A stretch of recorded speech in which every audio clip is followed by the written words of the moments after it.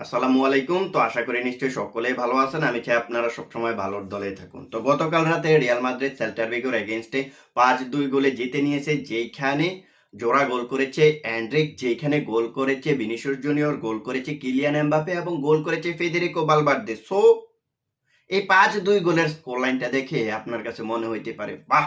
Real Madrid কি খেলছে, ৫টা গোল ধারাম ধারাম করে দিয়ে দিছে। এমনটা আপনার কাছে মনে হইতেই পারে, তাই না? বাট আমি যদি বলি এই ম্যাচটাতে রিয়াল মাদ্রিদ যথেষ্ট বাজে খেলেছে, তাহলে কি আপনি বিলিভ করবেন? এক্স্যাক্টলি এই ম্যাচটা রিয়াল মাদ্রিদ ১২০ মিনিট পর্যন্ত খেলেছে। ভাই, আমি পার্সোনালি যে কথাটা বলবো, রিয়াল মাদ্রিদের এই ম্যাচটা ১২০ মিনিট পর্যন্ত নিয়ে যাওয়া উচিত হয় নাই। দেখুন, রিয়াল মাদ্রিদ ৮২ মিনিট পর্যন্ত ২-০ গোলে এগিয়ে রয়েছে। ওই ম্যাচটা তারা শেষ পর্যন্ত ৯০ মিনিটের ফুটবলে ২-২ গোলে সমতায় করলো। ভাই, এটা কোনো কথা হইল? মানে কি বলবো ভাই, ডিফেন্সের কথা, রাহুল এসেনসিও এবং রুডিগার বাদে যখন আপনি বাকি ডিফেন্স লাইনের কথা বলবেন, বিশেষ করে দুই দুই উইং ব্যাক, মানে দুই ফুল ব্যাক, মানে রাইট ব্যাক এবং লেফট ব্যাকের কথা বলতেছি ভাই, রিয়াল মাদ্রিদ এই জায়গায় কি পরিমাণ স্ট্রাগল করতেছে গতকালকের ম্যাচটা যারা দেখেছেন তারা বলতে পারবেন। দেখুন, গতকালকে আমি জানি যে হ্যাঁ, কার্লো আনচেলত্তি কি তার দুই ফুল ব্যাককে উইং ব্যাক হিসেবে ইউজ করেছে, but at the same time আমাদের এটাও মনে রাখতে হবে যে এই যে আপনি দুটা ফুল ব্যাককে ইউজ করতেছেন, এই দুটা ফুল ব্যাক রাইট মোমেন্টে ট্র্যাক ব্যাক করতেছে কিনা। এখন ফ্রাঙ্ক গার্সিয়া যেমন তেমন হোক, লুকাস বাস্কেসের কথা কি বলবো ভাই, জঘন্য খেলছে। এখন আপনি যদি রিয়াল মাদ্রিদের দ্বিতীয় গোল কনসিড করার সিনারিটা দেখেন, অর্থাৎ যেটা তারা পেনাল্টিতে কনসিড করছে এক্সট্রা টাইমে এসে, যেটা তারা ৯০ মিনিটের পরে এক্সট্রা টাইমে এসে যে গোলটা তারা কনসিড করছে, ওই গোলটার সিনারিটা যদি দেখেন তাহলে দেখতে পারবেন যে ভাই, এইখানে রাইট ব্যাক কোথায়, লুকাস বাস্কেস কোথায়? লুকাস বাস্কেস অপোনেন্টের যে প্লেয়ারটা ছিল না, উইঙ্গার ছিল, তাকে কিন্তু ফ্রি একটা স্পেস দিয়েছে, ওইখান থেকে এসে ডি বক্সে অনায়াসে বল নিয়ে ঢুকে যাইতেছিল। এইখানে রাহুল এসেন্সিও বাধ্য হয়ে তাকে একটা ট্যাকেল করেছে, আর এই ট্যাকেলের কারণে সে পেনাল্টি কনসিড করছে। এইখানে রাহুল এসেন্সিওর কিছু করার নাই, তাকে গোল বাঁচাতে হলে অবশ্যই এইখানে তাকে ট্যাকেল করতে হবে। সো সেই কাজটা সে করছে, একটা কার্ডও কনসিড করছে। সো এইখান থেকে রিয়াল মাদ্রিদ দ্বিতীয় গোলটা কনসিড করলো। ভাই, একটা প্লেয়ার কি পরিমাণ পজিশন লুজ করছে আমি আপনাকে বলি। লুকাস ভাস্কেস এই ম্যাচটাতে তার পজিশনটা লুজ করেছে 11 বার।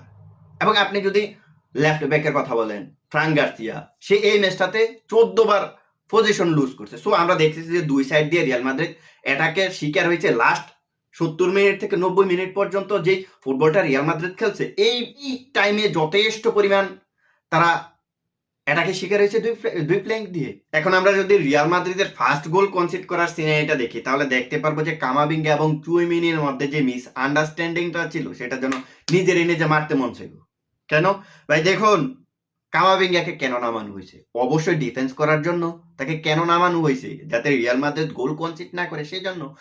সে নেমে যদি রিয়াল মাদ্রিদকে বাস দেওয়া শুরু করে, তাহলে এই মুভমেন্টে কি বলার আছে? কিছু বলার নাই ভাই। কামাবিঙ্গা যেভাবে আপনার হোল্ডিং মিডফিল্ডে খেলতেছে, তার রিসেন্টলি লাস্ট 2টা ম্যাচ দেখে যদি টনি ক্রুস দেখে থাকে, টনি ক্রুস তো রিয়াল মাদ্রিদের এই পজিশনটাতে খেলতেন, যদি টনি ক্রুস দেখে থাকে, আমার মনে হয় নিজে নিজে গলায় দড়ি দিয়া লটকাই যাইতে, ঝুলা যাইতে মন চাইব তার। মানে টনি ক্রুস হয়তো ভাবতেছে, ভাই কাদের হাতে মিডফিল্ড দিয়ে আসলাম আমি, মানে আমি যে পজিশনটাতে খেলতাম এই পজিশনে কাকে দিয়ে আসলাম, এমন ধরনের কোশ্চেন উঠতেই পারে। এই ম্যাচটাতে যদি রাহুল এসেন্সিও এবং যদি রুডিগার না থাকতো, ধারাম ধারাম করে আজকেও দিয়ে দিত। ওই বার্সেলোনার এগেনস্টে ফার্স্টটা খাইছে না, এই ম্যাচটাতেও কম পক্ষে হলে আরো 2টা গোল খাইতো। তো এখন আসি ম্যাচের মূল পয়েন্টের দিকে। দেখুন, এই ম্যাচটা নিয়ে যথেষ্ট পরিমাণ কন্ট্রোভার্সি হইতেছে। কেন কন্ট্রোভার্সিটি হইতেছে? রিয়াল মাদ্রিদ যখন তাদের ফার্স্ট গোলটা করলো ম্যাচে 37 মিনিটে, কিলিয়ান এমবাপ্পে যখন যে গোলটা করলো, এর আগের সিনারিটা যদি দেখেন, অর্থাৎ যে বলটা তারা কাউন্টারে পেয়েছে, ওই কাউন্টারের আগের সিনারিটা যদি দেখেন, তাহলে দেখতে পারবেন যে অপোনেন্টের প্লেয়ার একেবারে বল নিয়ে ডি বক্সে ঢুকে গেছে। ওইখান থেকে আন্দ্রে লুনিন একটা ড্রাইভিং সেভ দেওয়ার জন্য ড্রাইভ দিয়েছে। সো তিনি যেই ড্রাইভটা দিয়েছেন, ওই ড্রাইভটা তার বলের সাথে হাতের কোনো কানেকশনই নাই। তিনি অপোনেন্টের পায়ের মধ্যে ডাইরেক্ট ড্রাইভ দিয়ে দিয়েছে, হাত দিয়ে ডাইরেক্ট ড্রাইভ দিয়ে দিয়েছে। সো এইখানে যে সিনারিটা আমরা দেখতে পারলাম, অপোনেন্ট কিন্তু এইখান থেকে একটা পেনাল্টির আবেদন করেছে, বাট এইখানে কিন্তু পেনাল্টি দেওয়া হয়নি। আপনি যদি খালি চোখে দেখেন, বিআর লাগে না ভাই, এখানে বিআর লাগে না। আপনি যদি খালি চোখে দেখেন, তাহলে দেখতে পারবেন যে এটা এক্স্যাক্টলি পেনাল্টি হয়। তো এই পেনাল্টিটা কিন্তু দেওয়া হয় নাই। এখন আপনার এগেইনস্টে যদি আসতো, মানে আমি একজন রিয়াল মাদ্রিদ ফ্যান, আপনি একজন রিয়াল মাদ্রিদ ফ্যান, তাই এখন আপনি হয়তো এটা নিয়ে কথা বলবেন না। আপনি বলবেন যে রেফারির সিদ্ধান্তই চূড়ান্ত সিদ্ধান্ত। হ্যাঁ, এটা আমিও মানি। কিন্তু আপনি যখন এই ম্যাচটাতে ভিআর চেক করলেন না, অথবা ভিআর যখন চেক করলেন, যখন ফুটেজটা আমাদেরকে দেখাইলেন না, তখন তো যথেষ্ট পরিমাণ সন্দেহ থাকে। তো পরবর্তীতে যখন এটা ভিআর হিসেবে পরবর্তীতে যখন এটা রিপ্লেতে দেখানো হলো, ফার্স্ট তো দেখা গেছে যে এটা একটা পেনাল্টি, বাট এইখানে পেনাল্টি দেওয়া হয়নি। বাট আমি রিয়াল মাদ্রিদ ফ্যান বলে কিন্তু আমি এমন ধরনের কথা বলতেছি দেখে আপনাদের গায়ে জ্বলতেছে, বাট এটা কিন্তু আপনি যদি রুলস হিসেব করেন তাহলে এটা তো আমার চোখে অবভিয়াসলি এখানে একটা পেনাল্টি। আর যেখানে ওই সময় ধারাভাষ্যরা কথা বলতেছিলেন, ধারাভাষ্যকাররা যখন বলতেছিলেন বা এটা তো ক্লিয়ার একটা পেনাল্টি, তারাও কিন্তু ওই মোমেন্টে বলতেছিলেন। তো সব কথার বড় কথা হলো এইখান থেকে পরবর্তীতে তাদেরকে পেনাল্টি না দেওয়ার কারণে কাউন্টার অ্যাটাকে রিয়াল মাদ্রিদ বলটা ক্যারি ফোকাস করে অপোনেন্টের ডি বক্সে নিয়ে যায়, ওইখান থেকে কিলিয়ান এমবাপে দারুণ একটা ফিনিশিং দিয়েছেন। সো এটা নিয়ে কিন্তু যথেষ্ট পরিমাণ কন্ট্রোভার্সি রয়েছে। সো এখন আমি যে পেনাল্টিটার কথা বললাম, এই পেনাল্টিটা যদি এখন রিয়াল মাদ্রিদের এগেনস্টে আসতো, অর্থাৎ রিয়াল মাদ্রিদের যদি এমন সিচুয়েশন হইতো, তাহলে তো আপনি এই মুহূর্তে আমার কাছে মনে হইতেছে যে রেফারিকে গালি দিতেন। আপনি বলতেন যে হারাম के बच्चे साला कहाँ से आया है, ये गद्दार है, ও সালা পেনাল্টি नहीं दिया है, এরকম গালি দিয়ে দিতেন। তো যাই হোক, আমি যে জিনিসটা বোঝাতে চাইতেছি ভাই, লা লিগার রেফারি নিয়ে কিন্তু এখন যথেষ্ট পরিমাণ কন্ট্রোভার্সি হইতেছে। সেটা এখন আপনার পক্ষে এসেছে দেখে আপনি কিছু বলেন নাই, বাট আপনার যখন এগেনস্টে আসবে তখন কিন্তু এমন ধরনের কথা আপনিও বলবেন। যাই হোক, বাট আমি রিয়াল মাদ্রিদের ফ্যান হয়েও আমি ওই জিনিসটা এই জন্য বলতেছি ভাই, ফেয়ার জিনিস। এই গোলটা যদি না হইতো, এখানে যদি একটা পেনাল্টি রিয়াল মাদ্রিদকে দিত, মানে অপোনেন্টকে দিত, সেল্টার ভিগোকে দিত, তাহলে গেমের মোড়টাই ভাই ঘুরে যেত, হয়তো রিয়াল মাদ্রিদ এই ম্যাচটা হারতেও পারতো। তো যাই হোক, শেষ পর্যন্ত 90 মিনিটের ফুটবলে রিয়াল মাদ্রিদ 2-2 গোলে সমতায় নিয়ে এক্সট্রা টাইমে গেল। এক্সট্রা টাইমে যাওয়ার পরে দেখুন, এক্সট্রা টাইমে যখন সেল্টার ভিগো গেল, তাদের মাইন্ডসেটটা এরকম ছিল যে তারা কি করবে, তারা এই মোমেন্টে ম্যাচটা ড্র করে পেনাল্টিতে নিয়ে যাবে, এমন ধরনের একটা মোমেন্ট ছিল। ওই সময় আমাদের জামানদার তাই হোক, আমরা হারলে হারছি, জিতলে জিতছে, এমন ধরনের মাইন্ডসেট কিন্তু তাদের ছিল। বাট এইখানে একটা প্লেয়ার আজকের এই ম্যাচটাতে রিয়াল মাদ্রিদের কোচ কার্লো আনচেলত্তির চাকরিটা বাঁচিয়ে দিচ্ছে। সেটা হচ্ছে এনরিক। দেখুন, ম্যাচটা যখন 79 মিনিট পর্যন্ত রিয়াল মাদ্রিদ 2-0 গোলে এগিয়ে আছে, তখন কিন্তু কিলিয়ান এমবাপেকে উঠিয়ে নিয়ে এইখানে কাকে নামানো হয়েছে, এনরিককে নামানো হয়েছে। সো এনরিক যখন নামলেন ভাই, দেখলাম যে এনরিক সেই পরিমাণ ভালো খেলতেছে না। আমি ভাবলাম যে গত ম্যাচগুলোতে যেভাবে ফ্লপ গেছেন, এই ম্যাচটা তো ফ্লপ যাবেন, কারণ এই ম্যাচটাতে তার যদি বল টাচের হিসেব দেখেন, সম্ভবত 15 বার না 16 বার বল টাচ করছে, 41 মিনিট মাঠে থেকে 6টা মাত্র পাস খেলছে।